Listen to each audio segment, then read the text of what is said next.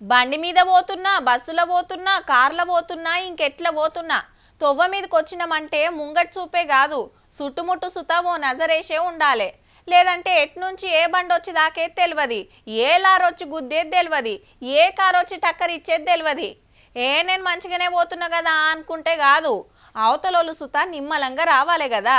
వాళ్ళది తప్పు వీళ్ళదే తప్పని అటెనక ఎంత మాట్లాడినా ఏం ఫాయిదా నష్టం జరిగినాక.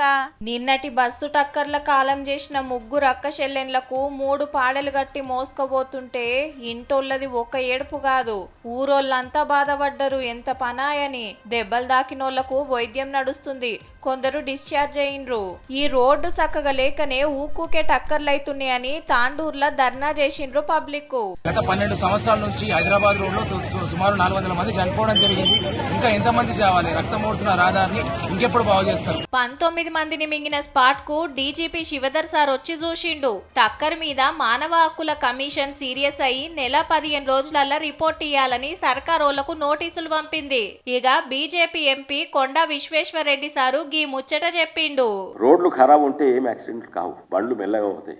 రోడ్లు ఎంత మంచిగా ఉంటే అంత ఎక్కువ యాక్సిడెంట్స్, అంత పెద్ద యాక్సిడెంట్. మిర్జాగూడ ప్రమాదం మర్చిపోక ముందే ఇవాళ 3 బస్సులకు టక్కర్లైనాయి. కరీంనగర్ జిల్లా రేణికుంటల వడ్లలో ట్రాక్టర్ కు టక్కర్ ఇచ్చింది ఆర్టీసీ బస్సు. జర్రంతల డేంజర్ తప్పి దెబ్బలతోని బయటపడ్డరు. శంకరపట్నంలో జిలేబీ షాప్లకు దూసుకుపోయింది గీ కారు. నడిపిన ఆయన సాఫ్ట్వేర్ ఇంజనీరు.